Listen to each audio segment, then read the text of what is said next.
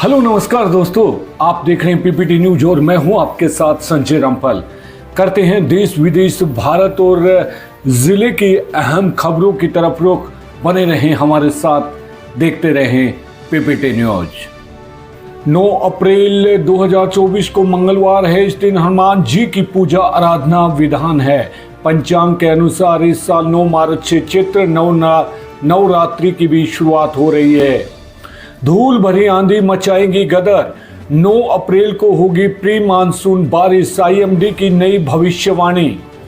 जानकारी के लिए बता दें कि 2024 में गर्मी ने लोगों को बेहाल कर दिया है। इस बीच मौसम विभाग ने आम जनता को एक खुशखबरी दी है कि इस भीषण गर्मी से जल्द राहत मिलने वाली है। मौसम विभाग के मुताबिक प्री प्रदेश जल्द ही बारिश दस्तक दे सकती है।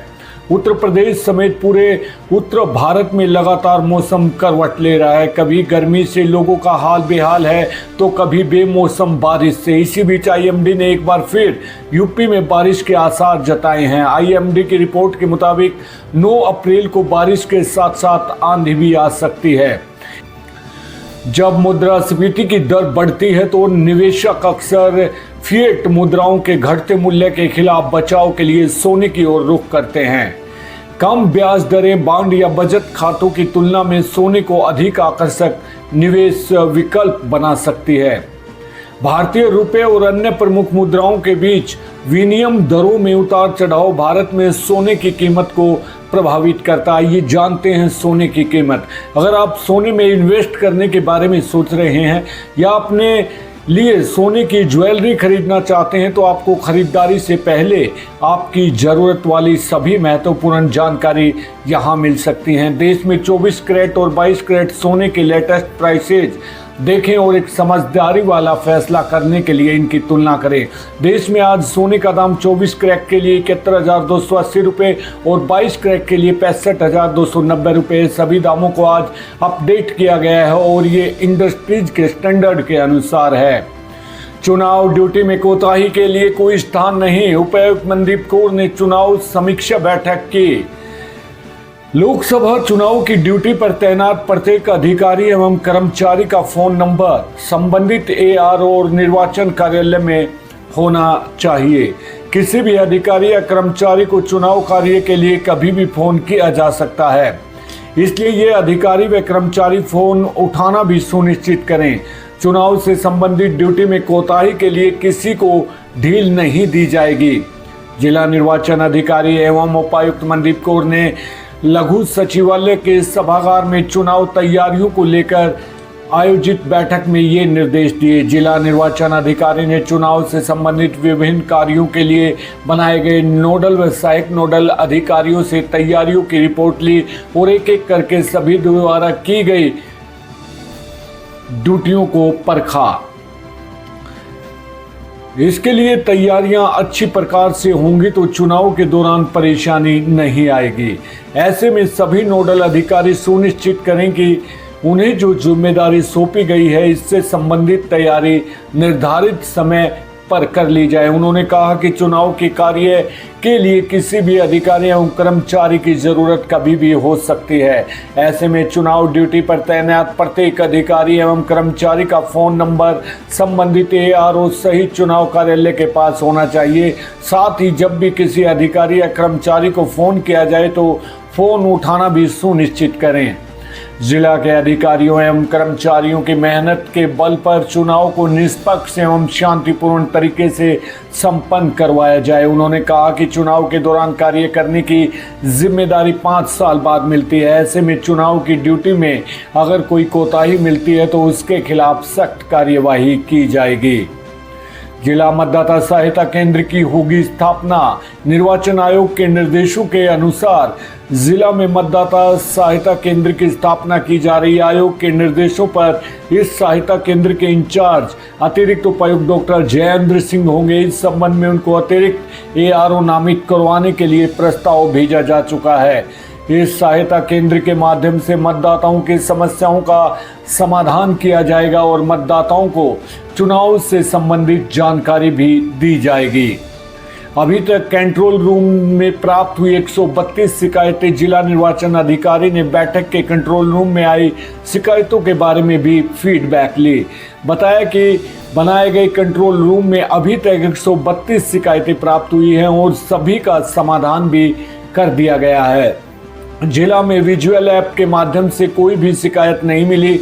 उपायुक्त के निर्देश दिए हैं कि कंट्रोल रूम पर फोन पर बात करने वाले कर्मचारी का व्यवहार शालीन हो और फोन करने वाले प्रत्येक व्यक्ति के साथ सभ्यता के साथ बात की जाए। उन्होंने बताया कि कंट्रोल रूम के 1950 और 298690 नंबर पर दादरी के STD कोड के साथ फोन करके अपनी शिकायत दर्ज करवाई जा सकती है।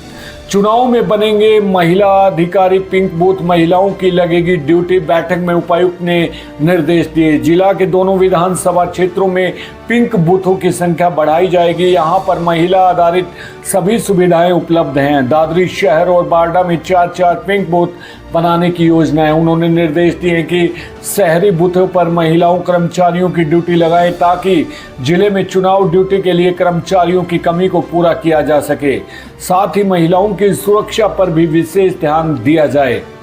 मतदान प्रतिशत बढ़ाने पर होगा फोकस। जिला निर्वाचन अधिकारी ने कहा कि स्वीप के तहत पात्र नागरिकों के वोट बनवाए जा रहे हैं। इस मामले में जिले में अच्छा कार्य हो रहा है, लेकिन इसके साथ ही मतदान प्रतिशत बढ़ाने की ओर भी विशेष ध्यान देने की जरूरत है। उन्होंने निर्देश दिया कि जिला में अब की बार मतदान में कम से कम 75% लोग हों। लोगों को वोट डालने के लिए अभी से प्रेरित किया जाए। स्वीप के तहत वोट बनवाने सहित वोट डालने का महत्व भी समझाया जाए। सभी अधिकारी व कर्मचारी पढ़ें RO हैंडबुक। उपायुक्त ने कहा कि चुनाव से संबंधित सभी तरह का कार्य संवेदनशील होता है। ऐसे में सभी अधिकारियों एवं कर्मचारियों को पूरी जानकारी होनी जरूरी है। RO हैंडबुक को लेकर सभी प्रकार की जानकारी उपलब्ध है। यह हैंडबुक चुनाव आयोग की वेबसाइट पर मौजूद है। सभी अधिकारी एवं कर्मचारी इस बुक को जरूर पढ़ें ताकि चुनाव ड्यूटी करने में कोई परेशानी ना आए। उन्होंने कहा कि अगर किसी अधिकारी का चुनाव कार्य को लेकर कोई प्रश्न है या कोई शंका है तो उसकी जानकारी भी इसी हैंडबुक से ली जा सकती है। राहुल गांधी कांग्रेस के पूर्व राष्ट्रीय अध्यक्ष ने सिवानी जिले के धनोरा में वादा किया कि केंद्र कांग्रेस सरकार बनने पर 30 लाख सरकारी नौकरियों पर भर्ती होगी। उन्होंने नोटबंदी और GST की नीतियों के कारण छोटे उद्योगों के बंद होने और बेरोजगारी बढ़ने की बात कही। राहुल ने महिला सशक्तिकरण और पेपर लीक रोकने के लिए नई योजनाओं का भी उल्लेख किया और किसानों के लिए कर्ज माफी और मिनिमम सपोर्ट प्राइस की बात की। राहुल गांधी कांग्रेस के पूर्व राष्ट्रीय अध्यक्ष ने सिवानी जिले के धनोरा में वादा किया है कि केंद्र में कांग्रेस सरकार बनने पर 30 लाख सरकारी नौकरियों पर भर्ती होगी। उन्होंने नोटबंदी और GST की नीतियों के कारण छोटे उद्योगों के बंद होने और बेरोजगारी बढ़ने की बात कही। राहुल ने महिला सशक्तिकरण और पेपर लीक रोकने के लिए नई योजनाओं का भी उल्लेख किया और किसानों के लिए कर्ज माफी और मिनिमम सपोर्ट प्राइस की बात की। हरियाणा के प्रमुख नेता और पूर्व केंद्रीय मंत्री वीरेंद्र सिंह ने भारतीय जनता पार्टी BJP को छोड़ दिया है। उन्होंने कांग्रेस पार्टी में शामिल होने की योजना का खुलासा किया। इस राजनीतिक कदम का अनुसरण करते हुए उनके बेटे ब्रजेंद्र सिंह को भी BJP और लोकसभा से इस्तीफा देकर कांग्रेस में प्रवेश किया। साथ ही वीरेंद्र सिंह की पत्नी प्रेमलता जो हरियाणा में BJP की विधायक थी, उन्होंने भी पार्टी से त्याग पत्र दिया है। परिवार का कांग्रेस में जाना उनकी राजनीतिक निष्ठा एवं एक महत्वपूर्ण परिवर्तन को दर्शाता है। प्रधानमंत्री नरेंद्र मोदी ने छत्तीसगढ़ के बस्तर में भाजपा उम्मीदवार महेश कश्यप के समर्थन में चुनाव रैली की। महिलाओं ने मोटे अनाज से उनका स्वागत किया।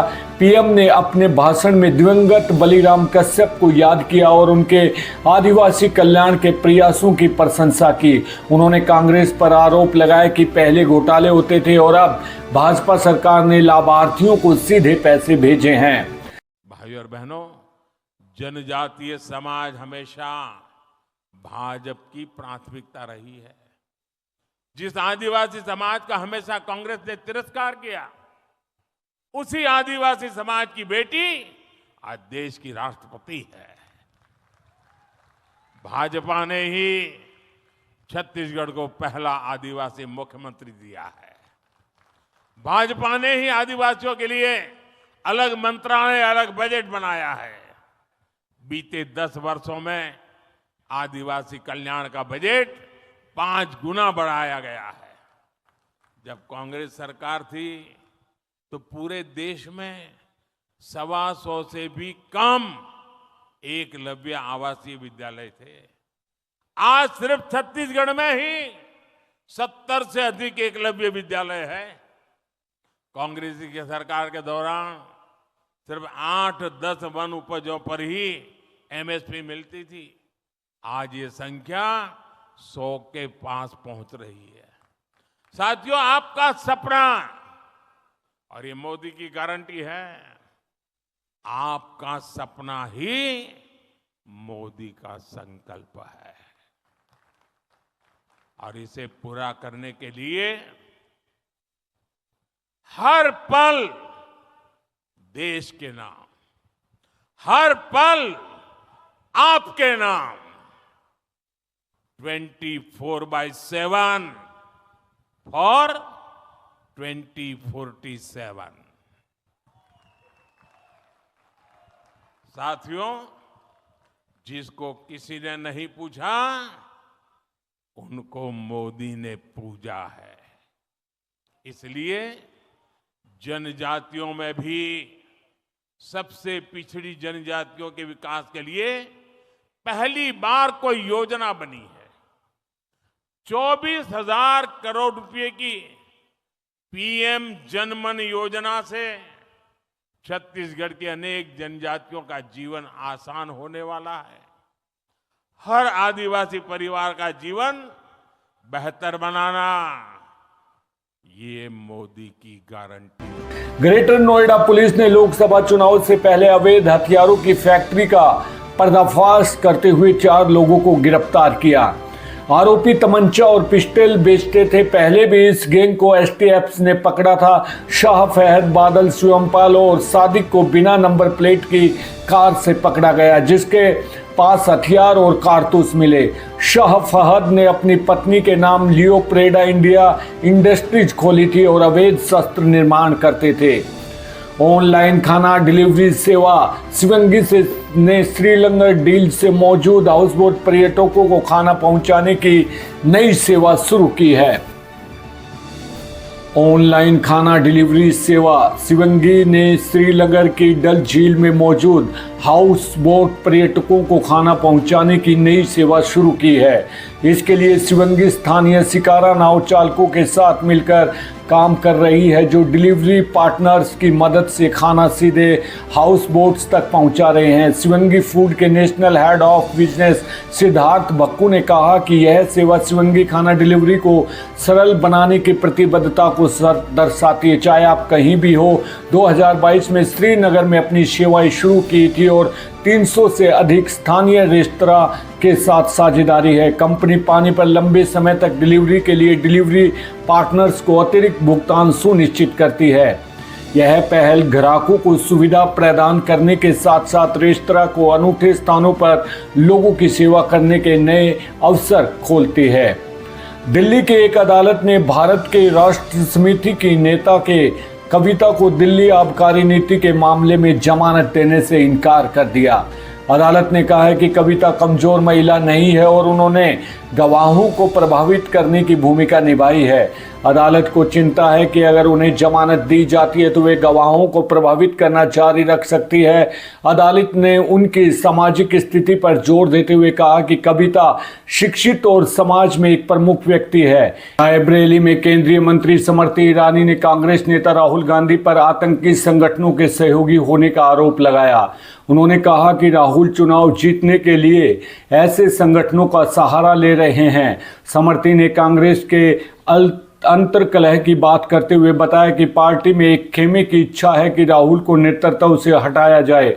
उन्होंने अमेठी के लोगों को राहुल के खिलाफ सम्मान की लड़ाई लड़ने के लिए प्रेरित किया। 2019 के चुनाव में राहुल को स्मृति ने हराया था और वे वायनाड से जीते थे। मैं जानती हूं और कांग्रेस के कई नेताओं ने अब जग जाहिर किया है कि कांग्रेस में अंदरूनी कलह है। कांग्रेस में एक खेमा ऐसा है जो चाहता है कि राहुल गांधी को नेतृत्व से मुक्त किया जाए और एक महिला नेत्री को कांग्रेस की कमान दी जाए। मैं उस खेमे को आश्वस्त करना चाहती हूँ कि आप राहुल गांधी को पुनः अमेठी में हारते देखेंगे और आप अपना दावा कांग्रेस के नेतृत्व के लिए कर सकते हैं। हार के डर से कांग्रेस प्रत्याशी घोषित कर रही है। अमेठी अपने सम्मान की लड़ाई लड़ेगा राहुल गांधी के खिलाफ। अमेठी अपने संरक्षण की लड़ाई लड़ेगा राहुल गांधी के खिलाफ। जिसने अमेठी को त्याग दिया और त्यागने के बाद भी बार बार अपमानित किया, जिस अमेठी में नरेंद्र मोदी ने विकास किया, अमेठी उस नरेंद्र मोदी को आशीर्वाद देगी। जिसने अमेठी को त्यागा वो अमेठी में कभी फल फूल नहीं पाएगा। देखिए, मैं पुनः आपसे कहती हूँ, उनकी अंदरूनी कलह का एक विषय उजागर हुआ है, जहाँ पर लोग चाहते हैं, कांग्रेस के लोग ही, कि राहुल गांधी को नेतृत्व से मुक्त किया जाए। कांग्रेस बनाम कांग्रेस हो रहा है। जी, माफिया मुख्तार क्या श्रद्धांजलि देने के लिए विपक्ष मैं इतना ही कह रही हूँ कि जहाँ पर विपक्ष के नेता राहुल गांधी अपना निजी चुनाव लड़ने के लिए आतंकवादी संगठन का सहयोग ले रहे हैं खुलेआम, जो हिंदुओं के कत्ल की सूची बना रहे हैं, तो क्या आपको आश्चर्य है कि उनके गठबंधन में ऐसे और नेता हैं? बिहार के बक्सर से भाजपा के टिकट कटने पर केंद्रीय मंत्री अश्विनी चौबे ने अपनी पीड़ा व्यक्त की। उन्होंने कहा कि वे गिरगिट की तरह रंग नहीं बदल सकते और उनका रंग भगवा है। चौबे ने अपने जीवन को संघर्ष और सत्य के प्रति समर्पित बताया और कहा कि वे पार्टी को सम्मान देंगे। उन्होंने भाजपा को अपनी मां बताया और कहा कि पार्टी ने उन्हें सब कुछ दिया है। आज तक कभी चुनाव पराजित का मुंह नहीं देखा है। 7 बार चुनाव लड़ा हूँ और 17 लोगों को चुनाव लड़ाया हूँ। मैं फकीर हूँ और एक ऐसे लकीर को खींचना चाहता हूँ। ये फकीर लकीर खींच करके बताएगा और मेरा कसूर यही है कि मैं परशुराम का वंशज हूँ, पार्टी का अनुशासित कार्यकर्ता हूँ। पार्टी ने मुझे सब कुछ दिया, बिन मांगे मुझे बहुत कुछ दिया है। अब पार्टी को देने का बारी आया है, पार्टी को दूंगा और पार्टी हमारी माँ है। और मुझे लग रहा है कि आज जिस प्रकार से देश के अंदर लोकतंत्र की मजबूती के लिए, जब आज के ही दिन 50 साल पहले जेपीसी 8 अप्रैल को अपने घर से निकल करके और 72 साल की उम्र में पूरे देश को एकजुट किया था। संजोग से मेरा भी 72वां साल प्रवेश किया है। मैं उस समय 21-22 साल का मात्र था जब जेपी आंदोलन का अगुवाई करने में, छात्र आंदोलन का संघर्ष करने में मैं आगे रहा। मुझे लगता है कि मैं 74 से और आज 58 वर्षों से 66 में पहली बार केबी साहे के आंदोलन में स्कूली छात्र में और जेल जाने का उस समय हाजत में बंद होना पड़ा और लगातार 74 आंदोलन में 15 साल तक विद्यार्थी परिषद का कार्यकर्ता, राष्ट्रीय स्वयंसेवक संघ का बाल स्वयंसेवक और आज तक कभी चुनाव पराजित का मुंह नहीं देखा है। 7 बार चुनाव लड़ा हूं और 17 लोगों को चुनाव लड़ाया हूं। कभी पराजित का मुंह मैंने स्वयं लड़के कभी नहीं देखा। लेकिन आज सचमुच में मुझे ऐसा लगता है कि हमारी 58 साल की तपस्या को यूं ही पार्टी नहीं जाने देगी। और यह 58 साल की तपस्या जो मैंने छात्र जीवन से लेकर के राजनीतिक जीवन में बिताया है, पता नहीं, चूंकि लोग कहते हैं सोशल मीडिया और तमाम मीडिया में ये बात मैं देख रहा हूँ, 15 दिनों के बाद मैं आपके सामने मुखातिब हुआ हूँ। ये लोग कहते हैं कि शायद मेरा दोष क्या, मेरा अपराध क्या, मेरा कसूर क्या। मेरा कसूर यही कि मैंने सक्रिय पूर्वक राजनीति में हिंदुस्तान के अंदर जो पार्टी ने ही निकाला है, 10 एमपी में से मेरा स्थान 4था स्थान है। जो मीडिया, सोशल मीडिया, सक्रियता, हर प्रकार की सक्रियता क्षेत्र से लेकर के देश विदेश तक, और उसके बावजूद अगर ये हुआ है तो हमें कोई चिंता नहीं। मैंने कभी मांगा नहीं, मैंने कभी हाथ नहीं फैलाया। मैं भिखारी हूँ, मैं फकीर हूँ और एक ऐसे लकीर को खींचना चाहता हूँ। ये फकीर लकीर खींच करके बताएगा और मेरा कसूर यही है कि मैं परशुराम का वंशज हूँ। मेरा परशुराम का वंशज, मैं स्वाभिमानी ब्राह्मण हूँ, कर्मकांडी ब्राह्मण हूँ। मैं संस्कारहीन नहीं, और संस्कार को कभी छोड़ नहीं सकता। मैं गिरगिट की तरह रंग बदलने वाला नहीं, मेरा तो एक ही रंग है, गेरुआ रंग, जो अंतिम तक वही गेरुआ रंग, वही भगवा रंग मेरे शरीर पर चढ़ करके अंतिम यात्रा करेगा। मैं कोई दल बदलू नहीं, मैं कोई गिरगिट के जैसा रंग बदलने वाला नहीं। आपको लगता है कि आपके घर में आपका टिकट काट के पार्टी ने गलत किया? मिथिलेश तिवारी भाई मैं राम काज में हूँ, राम काज पूरा करूंगा। बक्सर के लिए मेरा खून पसीना अंतिम तक निकलता रहेगा।